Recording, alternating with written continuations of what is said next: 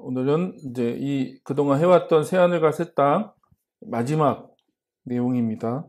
마지막 내용이라서 좀 마무리를 짓고 여러분하고 이제 이 부분들을 정리하면 좋을 것 같습니다. 우리 성경 한 구절을 읽고 오늘 내용을 좀 같이 나눴으면 좋겠습니다. 자, 우리 누가복음 4장인데요.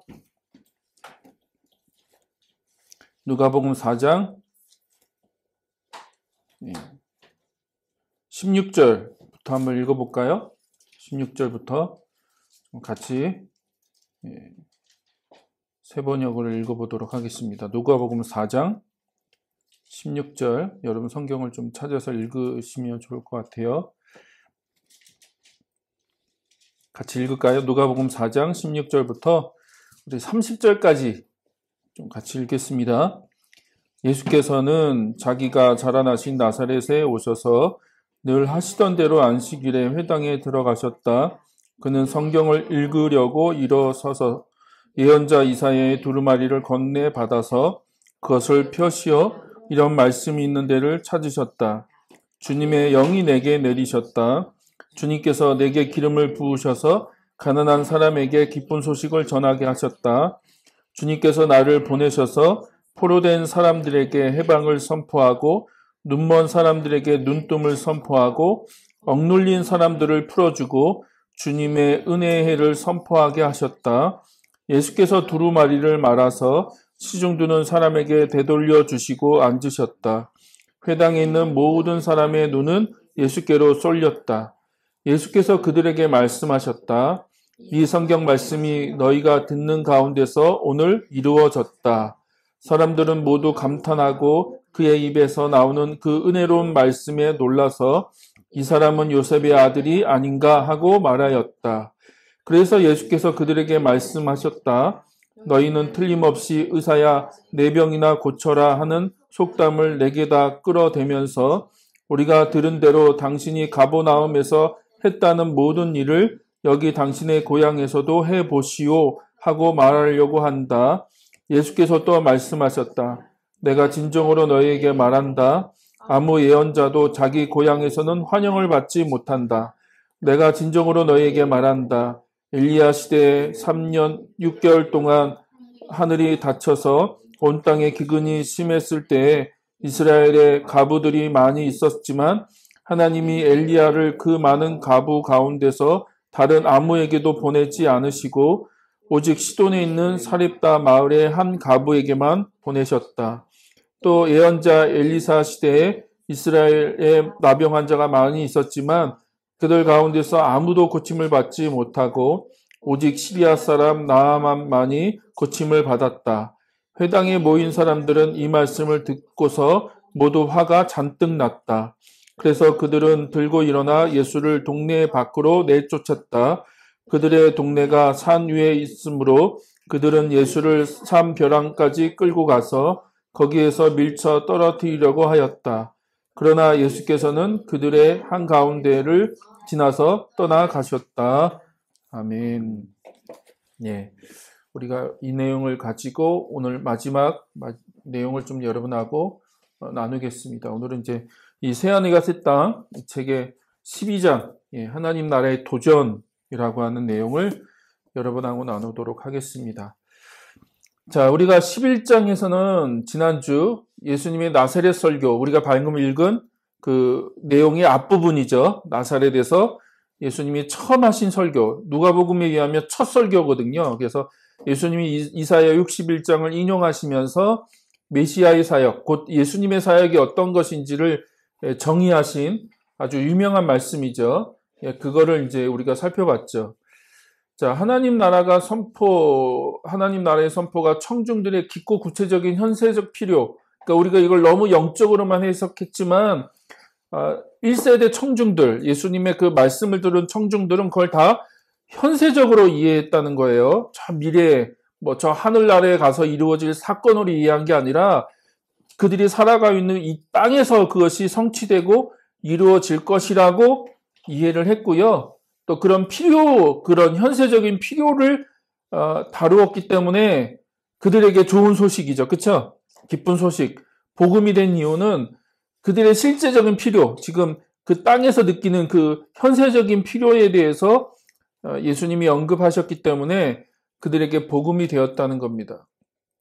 그러나 나사렛에서의 사건은 청중의 찬사와 함께 긍정적인 분위기로 끝나지 않는다는 거죠. 그렇죠? 22절까지만 읽으면 긍정적으로 끝난 것 같은데, 그래서 사람들이 예수님의 설교를 듣고 다들 놀라고, 야, 저 사람이 누구냐, 요셉의 아들 아니냐, 그러면서 어떤 굉장히 긍정적으로 놀람으로 끝날 것 같은데, 오늘 나눌 23절 이하, 그 다음 내용을 보니까 뭐예요?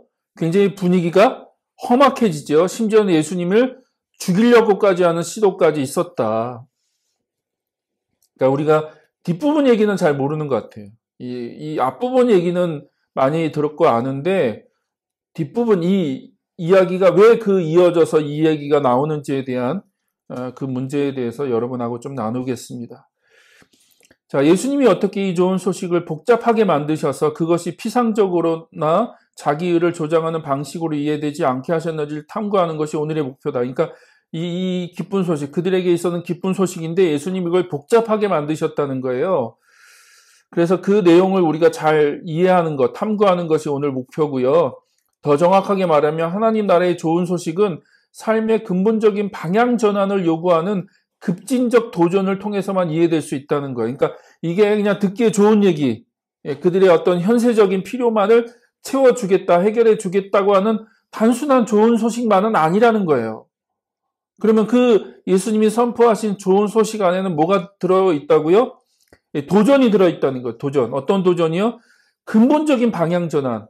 너희들의 그 삶의 방향을 또 생각을, 마음을 바꾸지 않고서는 이 하나님 나라의 그 메시지를 너희들이 수용할 수 없고 이해할 수 없고 또 순종할 수 없다는 것을 예수님이 말씀하고 계시는 거다. 자, 그러면요. 그 내용을 좀 구체적으로 살펴볼까요? 지난주에 얘기했죠.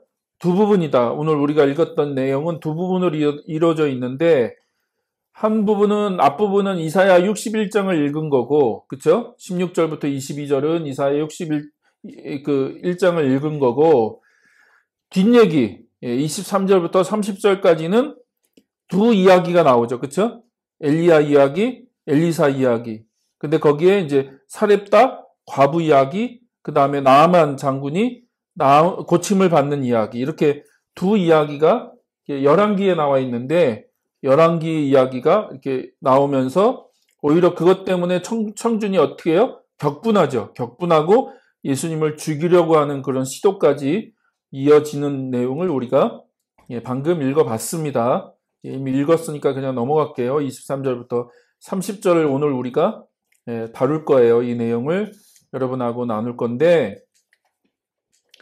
자, 오늘날의 독자는 두 이야기를 합치려는 경향이 있다지만 이야기의 두 사건을 구분하는 것이 중요하죠. 왜냐하면 하나님 나라의 본질과 그것이 어떤 의미에서 좋은 소식인지를 이해하려면 이걸 좀 분리해서 생각해야 된다는 거죠. 특히 이제 그 두 번째 후자의 이야기에 등장하는 두 가지 이야기, 열왕기상 17장, 그 다음에 열왕기하 5장에 나온 두 이야기를 예수님이 특별하게 언급하신다는 거예요. 언급. 근데 이 두 이야기의 공통점이 뭐예요? 두 이야기 모두 외부인이라는 거죠. 사렙다 과부도 이방인이고 그 나아만의 장군도 어떻게 이방인이죠. 유대인이 아니라는 거예요. 유대인. 그러니까 예수님이 그렇게 얘기하잖아요. 그 많은 과부들이, 이스라엘에 그 많은 과부들이 있었지만 하나님이 엘리야를 누구한테 보냈어요? 사렙다의 그 이방 과부에게 보냈고, 이스라엘에 그 많은 그 나병 환자들이 있었지만 나아만 장군, 이방인 나아만 장군만이 고침을 받았다라고 얘기하면서 예수님이 의도적으로 두 이야기를 구약에서 꺼내서 이야기하고 계신다. 근데 그 공통점이 뭐라고요? 모두 다 외부인이라는 거죠. 외부인, 이방인. 예수님에 따르면 이스라엘의 하나님은 자기 백성을 위해 역사하지 않고 대신 어려움에 처한 이방인을 위해서 역사하셨다는 거예요. 이방인을 위해서 역사하셨다. 자, 이런 예를 통해 하나님 나라가 1세기 많은 유대인 사이에서 건널 수 없는 시면으로 굳어져 있었던 이방인과 유대인, 유대인과 이방인의 어떤 그런 대립과 갈등, 보이지 않는 넘을 수 없는 장벽이 있었죠. 그렇죠? 예, 마치 한국 사람과 일본 사람, 혹은 한국 사람과 남한과 북한, 뭐 이런 어떤 우리 안에 뭐 넘을 수 없는 이 선을 갖고 있죠. 한 민족인데도 함께 할 수 없거나 이게 어울릴 수 없는, 또 바로 이웃 나라임에도 불구하고 한국과 일본이 깊은 넘을 수 없는 벽이 있는 것처럼 당시 유대인들에게는 이방인이라고 하는, 그렇죠? 이방인이라고 하는 그 존재가 도저히 이게 함께 할 수 없는 그런 관계였죠. 근데 이상하게도 예수님은 그 하나님 나라 이야기를 말씀하시면서 유대인의 예를 들어서 얘기한 게 아니라 지금 누구의 예를 들어요? 이방인들의 예를 들어서 지금 말씀하고 계시다는 거예요. 아마 그것 때문에 듣는 청중들이 더 이제 화가 나고 그 분노가 일어나고 한 것 같습니다.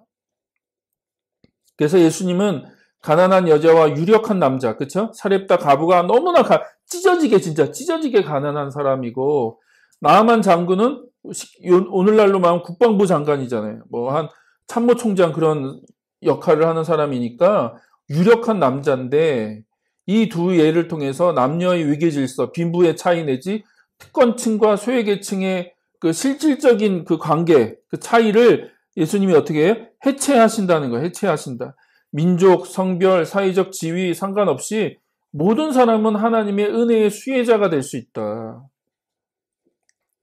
이해되세요? 그러니까 이방인과 유대인 정도의 벽을 넘으시는 게 아니라 예수님, 지금 하나님은 완전히 이방인 중에서도 가장 가난하고 또 여자, 사람 숫자에도 세지 않았던 여자 얘기를 하시고, 그 다음에 이방인 중에서도 가장 고위층의 그 나아만 장군의 얘기를 통해서 그들이 하나님의 은혜의 수혜자가 됐다는 거예요. 특히 나아만 얘기는 처음에는 자존심 때문에 병 고침을 위한 엘리사의 지시를 거부했죠. 그쵸? 그 강물에 가서 모욕해라라고 했는데, 뭐 그런 강물이 뭐 세고 셌는데 뭐 거기 가서 내가 모욕해야 되냐 그러면서 나아만이 거부했다가 그 다음에 마음을 돌이켜서 어떻게 해요? 자신을 낮추어 예언자에게 순종했기 때문에 이제 아나빔이 이제 가난한 사람을 얘기하는 거거든요. 히브리 말로 아나빔은 가난한 사람들, 하나님의 은혜, 하나님의 어떤 도움, 하나님의 구원을 경험하는 그 가난한 사람들, 아주 구약에 굉장히 전문적으로 다루어지는 용어입니다. 하나님의 어떤 독특한 은혜와 도움과 하나님의 어떤 구원을 경험하는 사람들의 특징은 아나빔이죠. 아나빔, 가난한 사람들. 그러니까 나아만이 그렇게 자기를 자존심을 내려놓고 자기의 위치를 내려놓고 예언자의 그 말도 안 되는 얘기에 순종함으로 인해서 아나빔이 됐다는 거예요. 가난한 사람이 되었다는 거예요. 그래서 하나님의 은혜를 경험하게 됐고 하나님의 고침을 경험하게 됐다. 자, 이를 통해 예수님은 민족이 아닌 이런 수용적인 태도, 그쵸? 성별이나 지위나 민족, 이방인이냐, 유대인이냐, 그런 상관없이 하나님 앞에 수용적인 태도, 그걸 이제 뭐라고 표현한다고요? 팔복에는 마음이 가난한 자라고 얘기하는 거죠. 마음이 가난한 자. 그런 하나님 앞에 가난한 사람들, 수용적인 태도를 가진 사람들이 하나님의 구원과 치유를 받는 유일한 기준이라고 아주 급진적인 말씀을 하신 거죠. 그러니까 이제는 하나님이 그걸 뛰어넘는다는 거야. 이제는 그걸 뛰어넘어서 어떤 사람이든지 하나님 앞에 그런 수용적인 태도를 가지고 나오면 누구든지 하나님의 구원과 치유를 받을 수 있다라고 말씀하시는 거죠. 이런 태도는 하나님 나라에 들어갈 수 있게 하는 거듭남에 요구되는 회개와 믿음과 동일한 것이다. 그러니까 똑같은 얘기다. 회개와 믿음이나 이런 수용적인 태도, 가난한 마음, 다 똑같은 마음이라는 거예요. 똑같은 것. 동일한 것을 얘기하는 거다. 예수님은 하나님 나라가 세리, 창녀, 죄인 등과 같은 다양한 범주에 소외된 이스라엘 사람들에게 개방되어 있다는 생각을 뛰어넘으시죠. 그러니까 이게 당시 유대인들에게는 세리도 수용하기 어렵고, 그쵸? 창녀도 수용하기 어렵고, 죄인도 수용하기 어려운데, 하나님의 은혜가, 하나님의 구원이 그들에게 임한다는 걸 수용하기 어려웠잖아요. 바리새인들, 사두개인들, 유대인들을, 경건한 유대인들은 자기들만 구원 얻을 줄 알았는데, 예수님이 오셔서 죄인들과 같이 밥을 먹고 그 하나님의 은혜가, 하나님의 구원이 세리와 창녀들에게 임한다고 하시니까 그것도 어려웠는데 지금 예수님은 그것까지도 뛰어넘는다는 거죠. 이해되시죠? 완전히 이방인들. 그러니까 유대인 중에서도 세리, 유대인 중에서도 창녀, 유대인 중에서도 죄인도 수용하기 어려운데 예수님은 그것까지 뛰어넘어서 완전한 이방인들에게 하나님의 특별한 은혜와 하나님의 구원이 임하고 있다고 하는 얘기를 하고 계시니까 유대인들이 수용하기가 어려운 거죠. 자, 하나님 나라는 완전히 외부인들에게 열려 있다는 거예요. 이방인들에게 활짝 그것이 열려 있다. 그래서 사실 모두가 하나님의 형상으로 지음받은 인간이며, 그렇죠? 최초의 인간 가족은 많은 민족에서 다양화된 거죠. 원래는 한 아담, 그리고 하나님이 한 가족으로, 한 하나님의 형상으로 창조해 놓은 존재이기 때문에 그렇다는 거예요. 그러나 이방인과 유대인과 이방인의 구별은 어떤 의미에서 정당하죠. 왜냐하면 그 구별의 기원은 하나님이 세상의 모든 민족 중에서 이스라엘을 땅의 모든 민족과 족속에게 복을 가져다 줄 제사장 사명을 지닌 특별한 자기 백성으로 선택한 일에서 시작된다. 그러니까 유대인의 정체성이라는 게 원래는 하나님이 온 열방과 민족을 축복하시기 위해서 하나님의 복을 흘려보내기 위해서 이스라엘 민족을 어떻게 해요? 특별하게 선택하셨기 때문에 그런 정체성을 갖게 되는데 그러나 그것이 역사의 과정들, 시간의 과정들을 거치면서 어떻게 됐어요? 특권으로 생각한 거죠. 자기들만의 어떤 특별한 은혜인 것처럼. 그래서 하나님의 그런 도움과 하나님의 구원과 하나님의 역사는 꼭 자기들에게만 임하는 거로 생각했다는 거예요. 그래서 유대인은 이방인과 유대인을 이렇게 구분하면서 굉장히 배척하게 되고 또 그런 이방인에 대한 적대감, 어떤 혐오 그런 것으로 발전하게 됐다는 거죠. 자, 그래서 내부인과 외부인의 사고방식, 나는 내부인이고 너희들은 외부인이야 라고 하는 어떤 그런 독특한 사고방식이 그 1세기 청중들, 유대인들 안에 형성되어 있다는 거죠. 뭐 그럴 수밖에 없었던 게 어떤 끊임없는 외세와의 갈등, 그 외부 세력들과의 전쟁, 대립, 압제, 지금은 로마의 통치를 받고 있는 거잖아요. 바벨론 포로로 끌려갔다가 돌아와서 이제 좀 회복될 줄 알았더니 로마의 그 식민지의 그 압제를 받고 있는 상황 가운데 있었기 때문에 그들 안에, 유대인들 안에 내부인과 외부인, 누구는 내부인이고 누구는 외부인이다라고 하는 그런 어떤 전통적인 세계관, 그 사고 안에 갇혀 있었다는 거죠. 그래서 그들은 어떻게까지 생각합니까? 희년과 안식년, 예수님이 앞에서 얘기했던 누가복음 4장 18절 19절, 그러니까 이사야 61장을 언급하시면서 예수님이 선포하신 그 희년과 안식년의 원리가 누구에게만 적용된다고 생각한 거예요? 자기들에게만 적용된다고 생각한 거죠. 이 메시아가 오시면 자기들에게만 그것을 가져다 줄 거라고 생각을 한 거죠. 근데 예수님은 지금 어떻게 하고 계신 거예요? 엘리야와 엘리사의 그 이야기를 통해서 이 희년과 안식년의 원리가 누구에게까지 확대돼요? 외부인, 이방인에게까지 확대가 된다고 지금 얘기하고 계신 거죠. 그래서 두 예언자 이야기는 나사렛 선언을 해석하는 데 핵심이 된다는 거예요.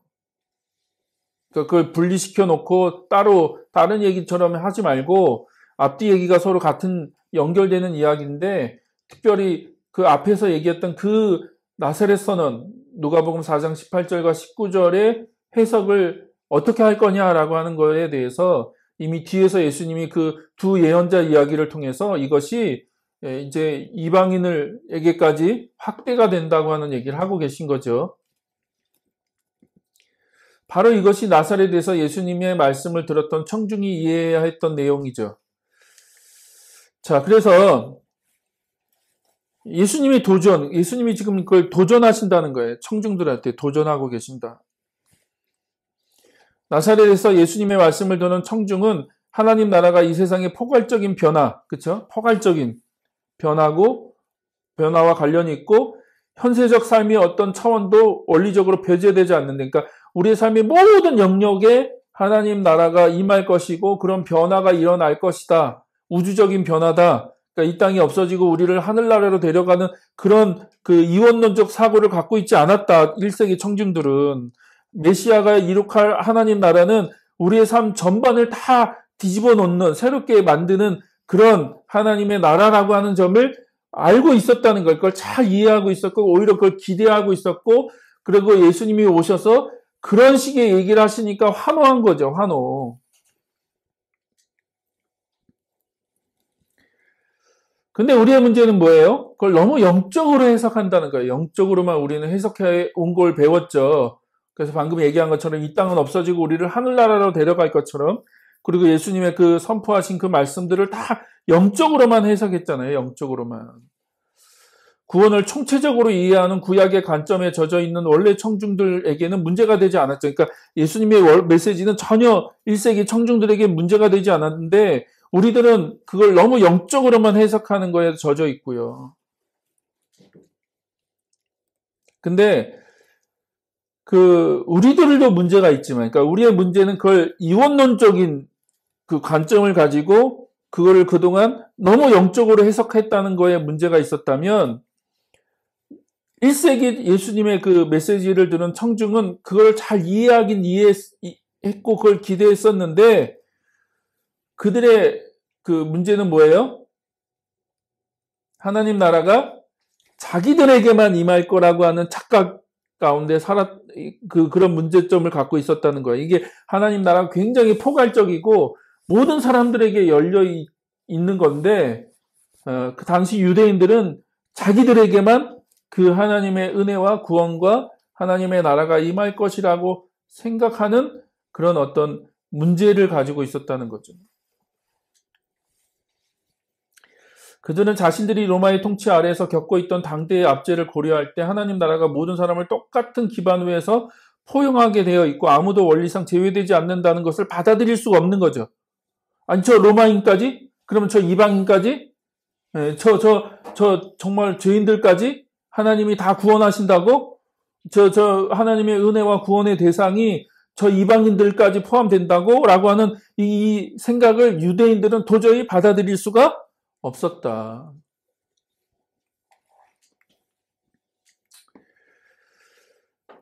오늘날처럼 성스러운 것과 속된 것을 구별하는 세계가, 그러니까 우리가 그걸 영적인 이원론이라고 한다면, 그렇죠? 우리에게는 영적인 성속의 이원론을 가지고 있다면, 예수님 당시 1세기의 청중들의 문제는 사회적인 이원론, 이방인과 유대인.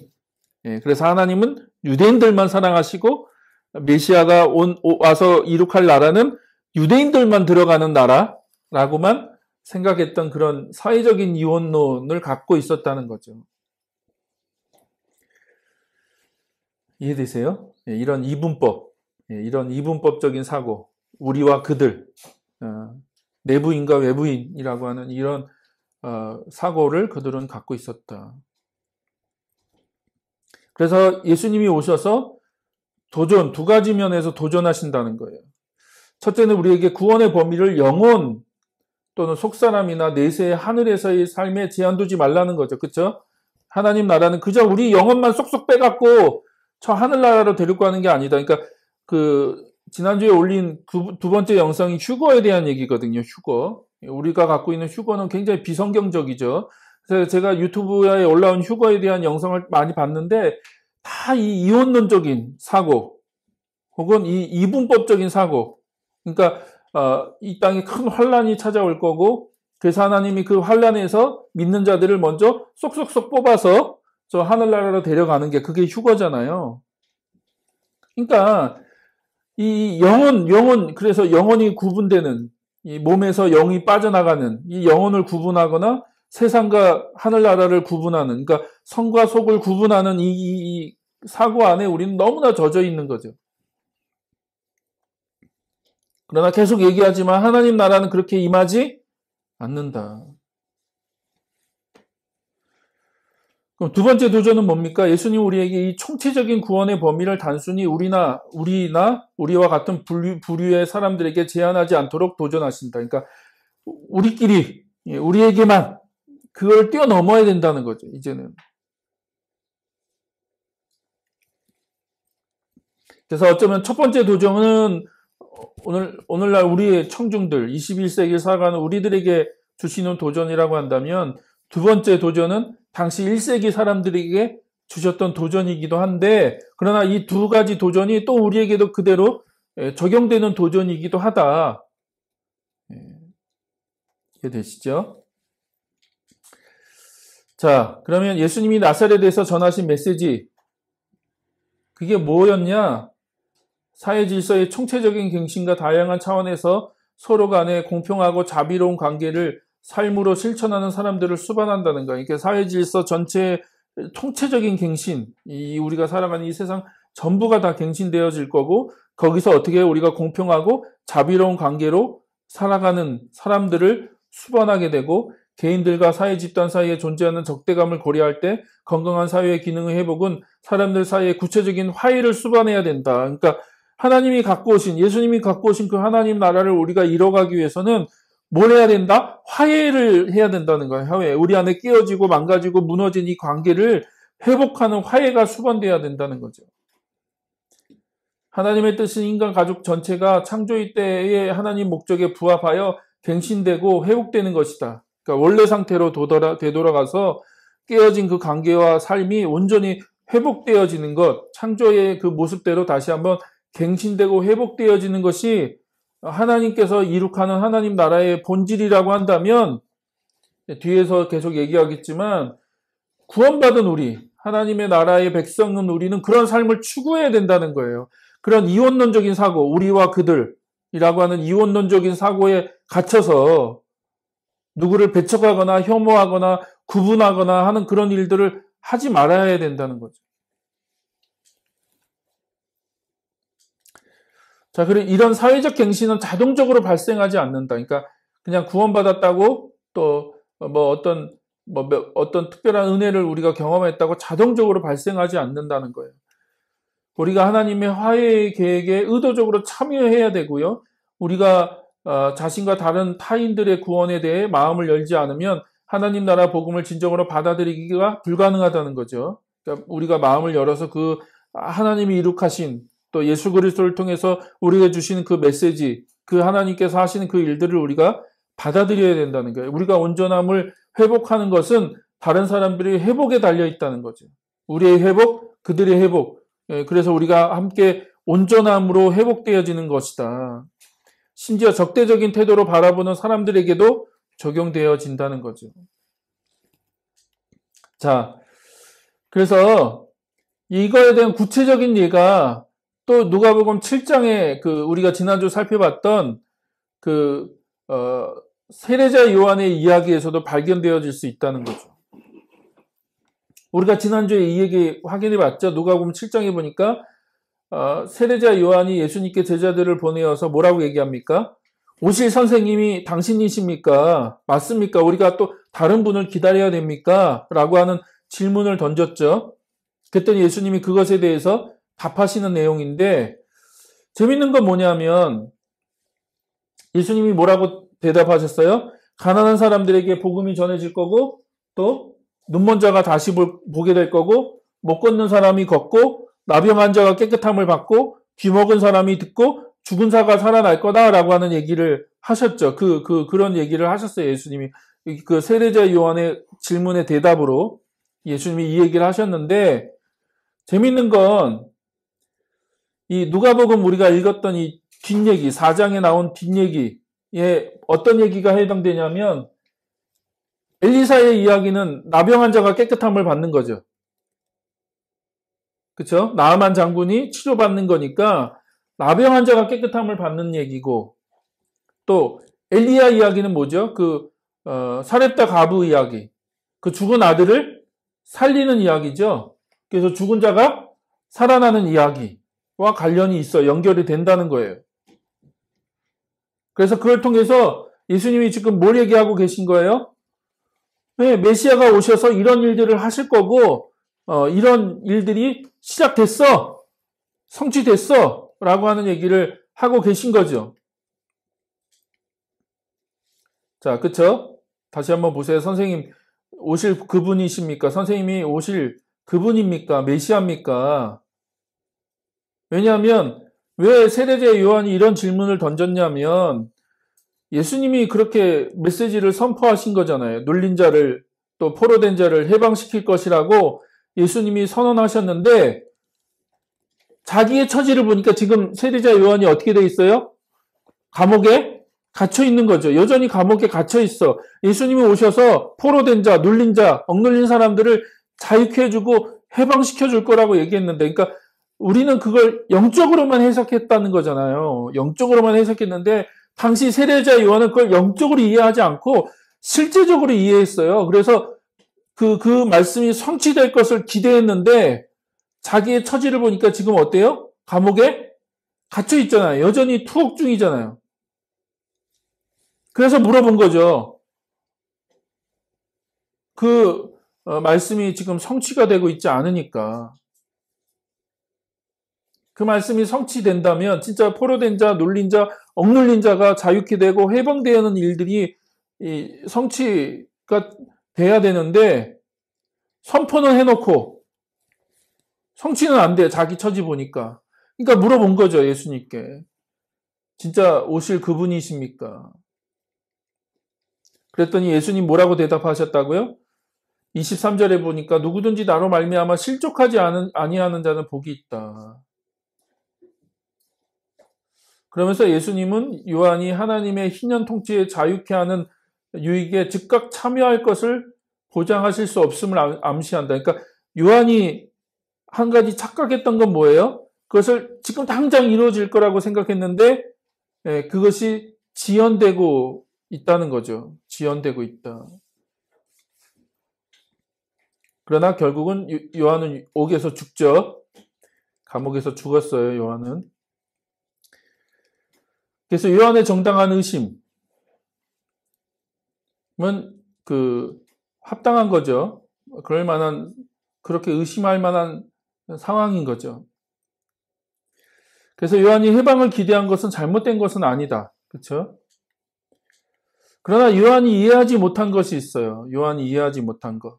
뭐예요? 하나님 나라가 갑자기 임하지 않는다는 점이고 요한은 너무 많은 것을 너무 빨리 기대했고 그러니까 그것이 하루아침에 모든 것이 다 성취될 거라고 기대했는데 그런 것이 아니라는 거죠. 역사적으로 많은 그리스도인들은 반대되는 문제를 겪어왔다. 우리는 충분히 기대하지 않았다. 그러니까 역사적으로 많은 기독교인들은 그것을 전혀 기대하지 않았고 세례자 요한은 너무 빨리 그것이 이루어질 거라고 기대했다는 거예요.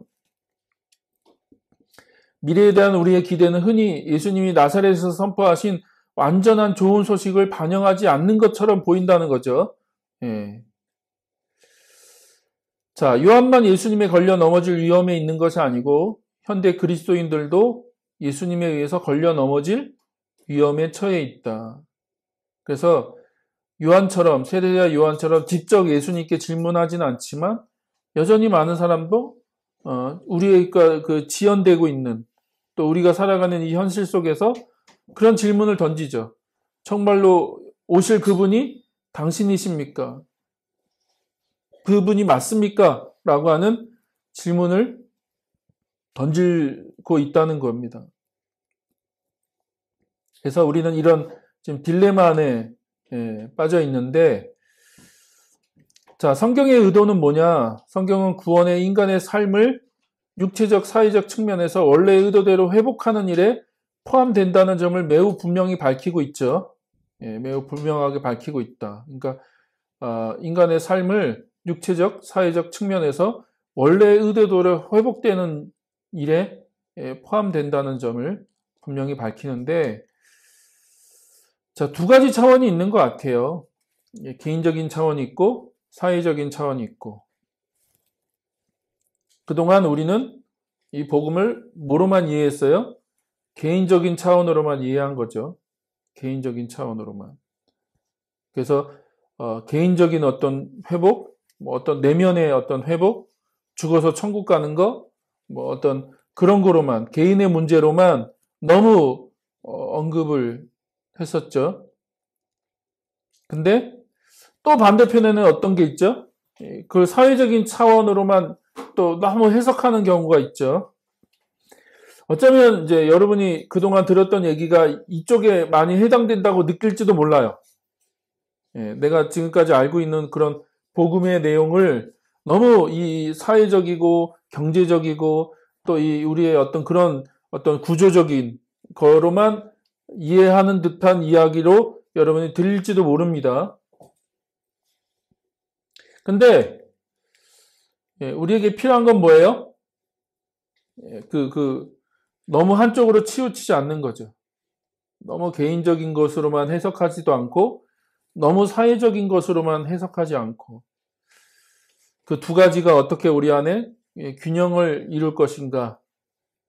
그게 진짜 하나님 나라의 메시지, 예수님이 선포하신 메시지의 핵심인 거죠. 포인트. 우리가 어떻게 그 균형을 잃어버리지 않을 건가. 자, 많은 그리스도인들이 구속은 총체적인 것이며 현재 삶의 어떤 차원도 원리상 하나님의 변혁적 목적에서 제외되지 않는다는 성경의 진리를 이해하기 시작했죠. 그러니까 최 근래에 와서 좀 예수님의 메시지를 제대로 이해하기 시작한 거예요. 그러니까 사실 거의 2000년 동안은 뭐로만 해석했어요? 영적인 것으로만, 내면적인 것으로만, 개인적인 것으로만 이해했어요. 그리고 그렇게 가르쳤잖아요. 근데 이제 최근에 와서야 이제 그거에 대한 새로운 이해들을 갖고 공의에 대한 얘기하고 정의에 대한 얘기를 조금 이제야 하고 있는 거예요. 공의에 대한 얘기, 가난한 사람들에 대한 어떤 우리가 살아가는 이 삶의 구조에 대한 이야기, 이 변화에 대한 이야기를 이제 와서 조금 하기 시작한 거예요. 신년에 대한 이해도 이제야 조금 갖게 된 거고.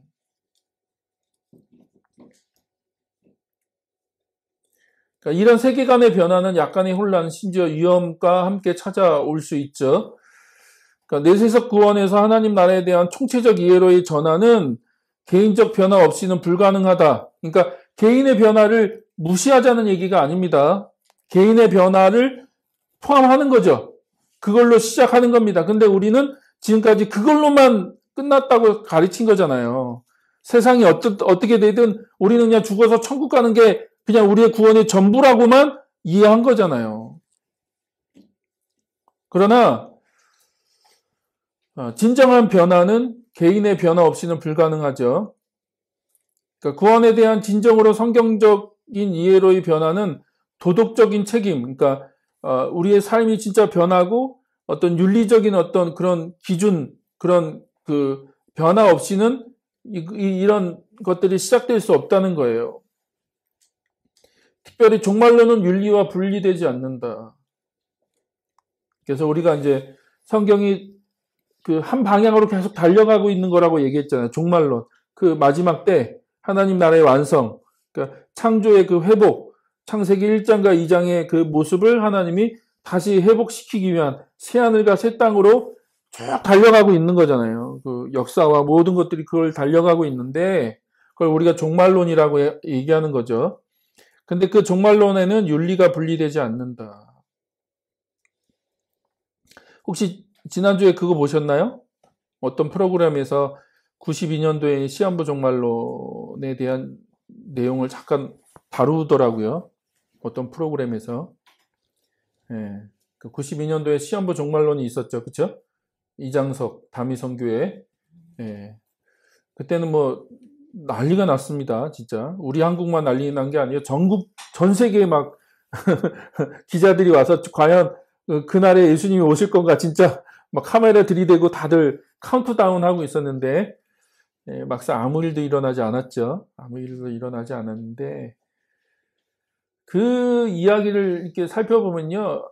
완전 윤리가 망가지는 거잖아요. 삶과 윤리가 망가지는. 그건 성경에서 말하는 종말론이 아니다.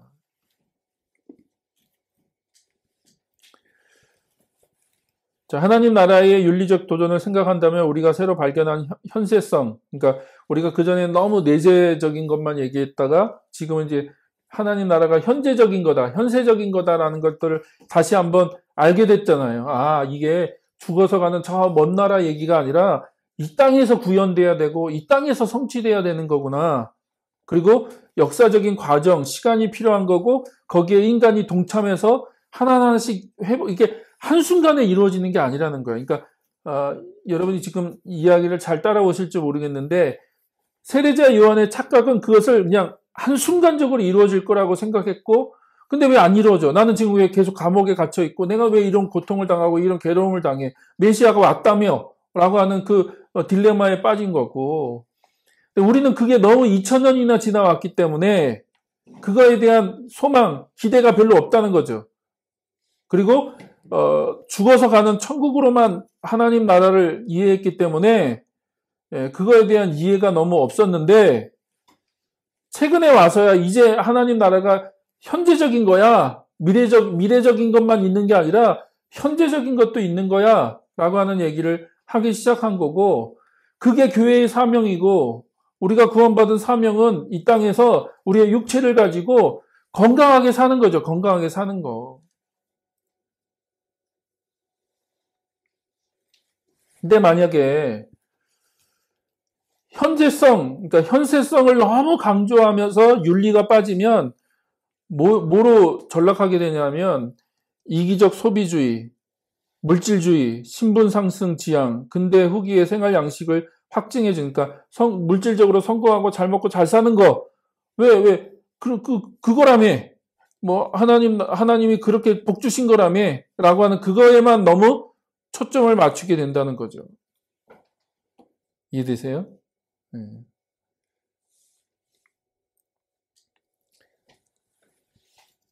오늘날 많은 그리스도인들이 종교적 정체성과 경제적 특권을 축적하고 지키면서 가난한 이들이나 이민자들 또는 다른 나라나 문화나 종교에 속한 사람들에 대해서는 거의 무관심하죠. 오늘날 우리의 현실을 보면 그런 것 같아요. 미국이나 또 유럽이나 또 한국에서 일어나는 일들을 보면 요즘 한국교회의 현실을 보면 그저 우리의 성공, 우리의 어떤 건강, 잘 먹고 잘 사는 거에 너무 관심이 많은데 사회적인 어떤 문제들, 어떤 사회적인 이슈나 어떤 그런 갈등에 대해서나 그런 거에 대해서는 거의 침묵을 하잖아요. 거의 침묵을.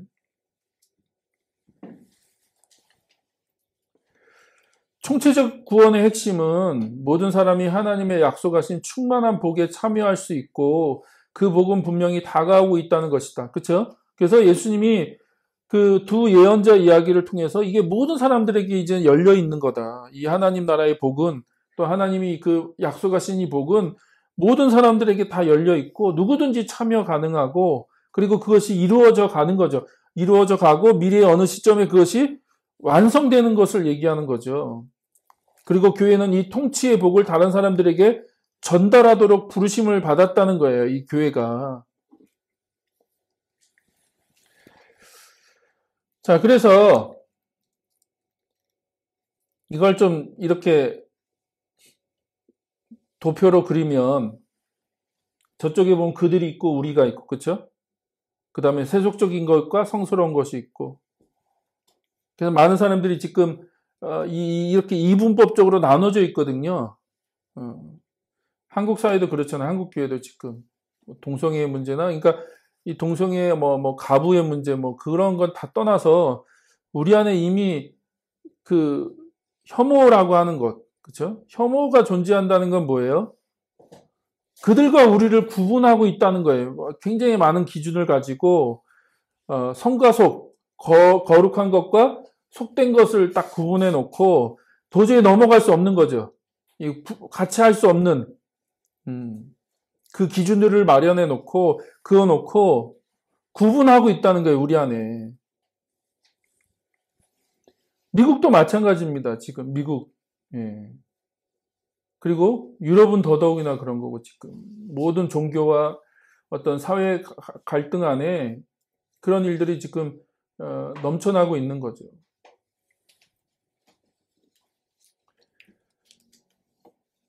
그러나 우리는 어떤 사람들이냐? 이 세상에서 제사장적인 복의 전달자, 완전한 복음의 화해의 사역자가 되려면 나사렛에서 예수님의 말씀을 들은 청중에게 필요했던 바로 그 회심과 변화. 그들이 정말 그 예수님의 그 메시지는 제대로 이해했지만 그것이 실제적으로 적용될 때 그걸 뛰어넘어야 된다. 우리를 뛰어넘어서 이방인에게까지 확대돼야 된다라고 하는 그런 마음의 변화, 그런 변화가, 그런 회심이 진짜 우리에게도 필요하다는 거죠.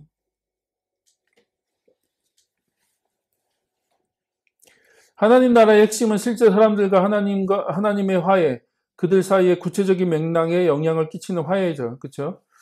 그래서 이걸 그냥 영적인 화해가 아니라 실제적인 우리의 삶을 바꾸는, 우리의 관계까지 확대되어지는 그런 실제적인 화해가 필요하다는 거예요. 그러니까 이런 화해는 화해를 이룬 사람의 편에서 실제적인 삶의 변화를 수반해야 하며 이러한 변화는 사람들 사이의 화해를 포함한다는 겁니다. 그래서 신약에 보면요. 여러분 혹시 좀 시간이 갔지만 에베소서 2장을 한번 보십시오. 에베소서 2장에 보면 에베소서 2장 1절부터 뭐 여러분 허물과 죄로 죽었던 사람이고 그 전에 뭐 세상의 풍조를 따라서 공중의 권세 잡은 자, 그 통치자의 어떤 지배를 따라 살았는데, 그러나 4절에 보니까 그러나 하나님은 자비가 넘치는 분이셔서 우리를 사랑하신 그 큰 사랑으로 말미암아 범죄로 죽은 우리를 그리스도와 함께 살려주셨습니다. 여러분은 은혜로 구원을 얻었습니다. 그래서 이 구원은 믿음으로 얻는 거다. 행위로 얻는 것이 아니라 믿음으로 얻는 것이고 믿음으로 얻는 하나님의 선물이다라고 하는 거죠. 그런 얘기를 막 하고 행위에서 난 것이 아니라 그러므로 아무도 자랑할 수 없다. 우리는 하나님의 작품입니다. 하면서 이런 어떤 그 구원, 내적인 구원, 변화 그런 얘기 하는 거죠. 근데 거기서 끝나는 게 아니라 여러분 그 다음 보면 11절부터 뭔 얘기 하는지 아세요? 유대인과 이방인의 구분. 이방인과 유대인이 구분되었죠. 그래서 도저히 하나 될 수 없는, 도대체 어떤 것으로도 하나 될 수 없는 존재가 이방인과 유대인인데 뭐라고 해요? 예수 그리스도 안에서 하나로 만드셨다는 거예요. 화목해 하시고, 그래서 14절에 그리스도는 우리의 평화하십니다. 평화, 화해, 평화. 그래서 막힌 담을 허셨다는 거예요. 그 사이에 막힌 담을 더 허시고 원수된 걸 없애지고 여러 가지 조문으로 된 계명의 율법 폐하시고 그들이 이 둘을 자기 안에서 하나의 새 사람으로 지으셨다. 그래서 새로운 인류, 그전에는 이방인과 유대인이라고 하는 두 인류가 있었다면 이제는 어떻게 해요? 예수 그리스도 안에서 한 인류가 되게 하셨다. 한 인류. 도저히 인간의 조건으로는 하나 될 수 없지만 하나님이 예수 그리스도 안에서 그것을 하나로 만드셨다라고 하는 얘기를 하고 있는 거예요.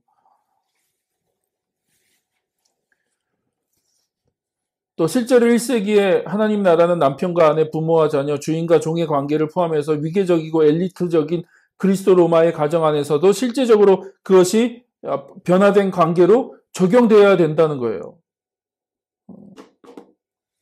이해되시죠? 남편과 아내, 부모와 자녀, 또 주인과 종이라고 하는 이 실제적인 그 관계 안에 그것이 어떻게 적용되어야 되는지에 대한 얘기를 하고 있다는 거예요.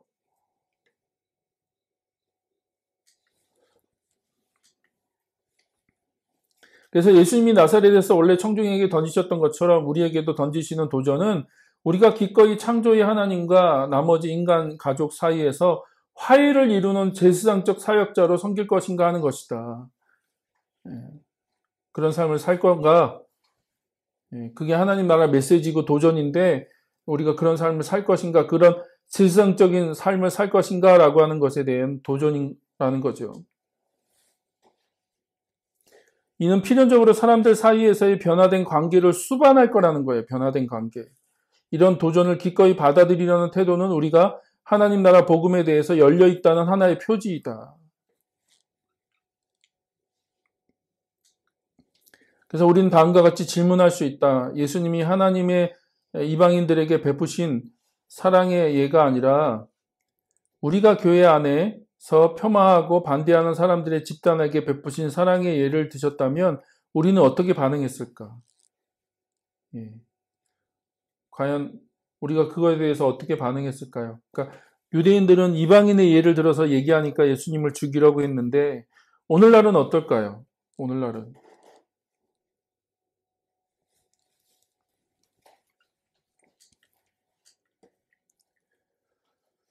그리스도인들은 성경에서 가르치는 근본적으로 총체적인 구속의 비전에 사로잡힌 상상력을 가지고 어려움에 처한 이들을 위해 매일 용기와 사랑의 행위로 개인적 공동체적 차원에서 세상에 참여할 필요가 있다. 그러니까 그런 상상력이 필요하다는 거예요. 상상력.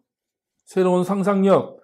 하나님 나라 그 비전의 상상력을 가지고 우리의 실제적인 삶 가운데서 우리가 그것을 어떻게 성취하고 또 순종해 갈 것인가, 그걸 어떻게 우리가 만들어 갈 것인가라고 하는 고민을 가지고 우리는 살아가야 되는 사람들이다. 다시 얘기하지만 그냥 죽어서 천국 가는 거라면 그런 어떤 고민이 필요 없는 거죠. 어차피 이 세상은 끝나고 망가지고 이게 그냥 이 죄악된 세상이야. 망가지고 깨어진 세상에 이거 변화될 걸 기대할 필요도 없고 나아질 걸 기대할 필요가 없어요. 어차피 다 망가지고 깨어지고 그 다음에 최종적으로는 다 불타고 없어질 거니까. 휴거에 대한 이야기를 왜 문제가 되냐면 세상이 다 불타고 없어질 거라고 생각하고 있거든요. 그러니까 뽑혀갖고 그냥 하늘나라 가는 게 유일한 소망인 거죠. 너 잘못하면 남게 돼. 나중에 이제 그런 얘기도 할 건데 마태복음 24장에 보면 누구는 남게 되고 누구는 이렇게 데려감을 당하고 맷돌 갈다가 누구는 남고 누구는 데려감을 당하고 그런 얘기를 하는 건데 본문을 자세히 보면 그 앞에 홍수 얘기를 하거든요. 홍수 얘기하고 노아 홍수 얘기하고 그 얘기를 하기 때문에 그 맥락으로 보면요. 누가 구원받는 사람입니까? 그러니까 우리가 지금까지는 데려감을 당하는 사람이 구원받는 사람이라고 생각했는데 그 맥락을 보면요. 남는 사람이 구원을 받는 거죠. 왜?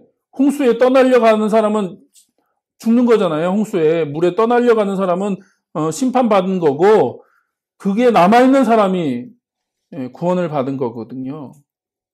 그러니까 그 얘기도 휴거 본문이 아니라는 거예요. 휴거 본문이 아니다. 이건 휴거에 대한 얘기가 아니라는 거예요. 그러니까 우리는 이 땅에서 떠나서 하늘로 가는 것을 소망으로 얘기하는데 그런 게 아니라는 거예요. 그러면 하나님 나라가 이 땅의 회복, 이 땅에 구현될 거라고 한다면 우리가 그 새로운 상상력을 가지고 이 땅에서 살아야 된다는 거예요.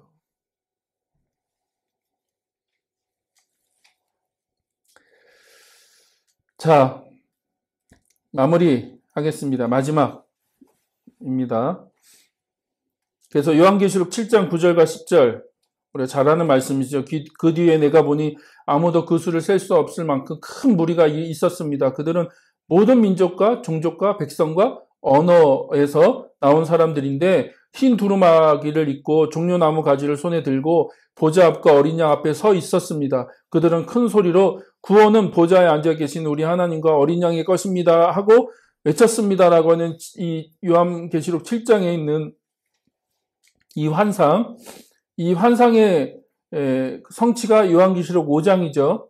그러니까 요한계시록 5장에서는 그리스도가 이 땅에서 다스리는 대제사장 사명을 위해 구속되고 새로운 인류가 된 모든 종족과 언어와 백성과 민족에서 나온 하나님의 성도들의 모임을 내다보신다는 거죠. 내다보신다. 그래서 다양한 언어와 민족과 종족과 방언, 언어에서 사람들이 나와서 그 예수님을 예배할 거고 그 예수님을 섬길 거고 보좌에 앉으신 예수님이 그들을 내다보신다는 거죠.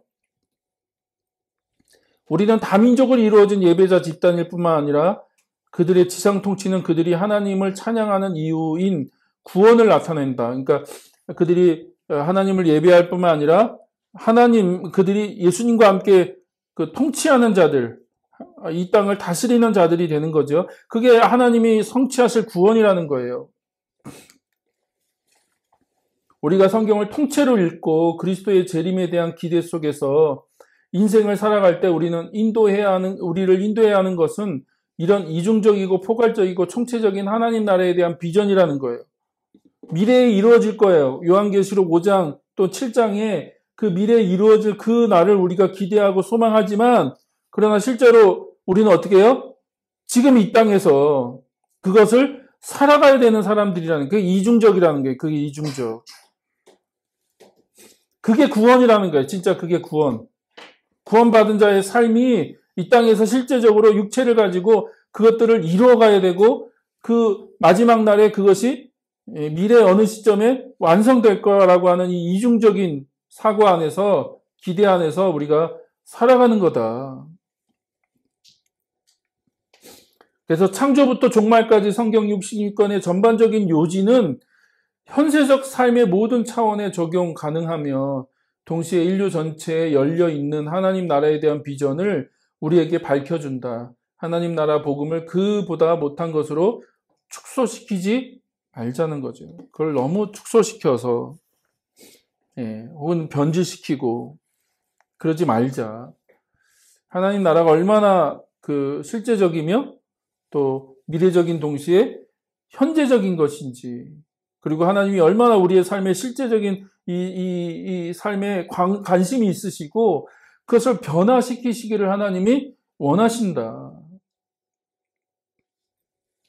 그래서 우리의 사명은 주님 다시 오실 때까지 그런 삶을 이 땅에서 살아가는 거죠. 그게 통치하는 삶이고 그게 다스리는 삶이고 그게 섬기는 삶이라는 거예요.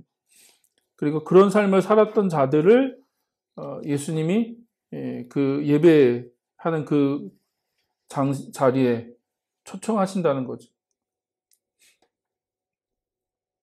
그래서 한번 말씀드렸듯이 히브리서 12장 1, 2절 믿음의 그 얘기를 하면서 믿음에 대한 얘기를 하면서 그리고 12장인 경주를 얘기하잖아요. 허다한 증인들이 너희를 지켜보고 있다. 믿음으로 살았던, 믿음의 경주를 했던. 그래서 그 마지막 그 도착할 때까지 믿음의 경주를 멈추지 말아야죠. 그렇죠? 그걸 달려가야 되잖아요. 계속 달려가고 그걸 멈추지 말아야 된다. 그리고 예수님도 그런 믿음의 경주를 마쳤죠. 그래서 우리의 믿음의 모델이 누구예요? 예수님인 거잖아요. 예수님이 그렇게 육체를 가지고 이 땅에서 믿음의 경주를 마치셨거든요. 그러니까 너희들도 믿음의 경주를 마쳐야 된다. 그게 성경이 말하는 또 히브리서가 얘기하는 그 핵심 메시지죠. 자, 그래서 우리 안에 좀 이런 그 사고의 전환, 구원론 또 종말론과 관련해서 이런 생각의 전환이 필요한 것 같습니다. 그래서 여러분한테 얼마나 유익이 되셨는지 모르겠는데 엊그저께 어느 분이 전화가 와서 자기는 여러 가지로 도움이 된다. 그러니까 왜냐하면 지금까지 우리가 너무 이 짧은 시간에 다 얘기할 수 없지만 어떤 세대주의 종말론이거든요. 우리 한국교회 대부분이 세대주의 종말론이고 그게 이단에서 가르치는 종말론인데 한국교회에서도 그대로 가르쳐요. 그러니까 우리가 이단을 비난하지만 그 이단들이 가르치는 잘못된 종말론이 어떻게 해요? 한국교회 안에 그대로 가르쳐지고 있거든요. 그러니까 우리가 어릴 때부터 그렇게 교육받았고 그렇게 배웠어요. 그런데 좀 다른 얘기를 우리가 그동안 많이 했죠. 근데 자기는 그것이 굉장히 좀 도전이 되고 많은 것들이 정리가 됐다라고 얘기를 하고 해주셨는데 어떤 분이 여러분에게도 좀 그런 도움이 되기를 소망합니다. 그래서 실제적인 그 구원이 뭔지 또 종말이 뭔지 또 그 안에서 그리스도를 따른다는 것이 무엇인지를 좀 다시 한번 배울 수 있는 저희들이 되었으면 좋겠습니다. 우리 같이 이 시간 기도할까요?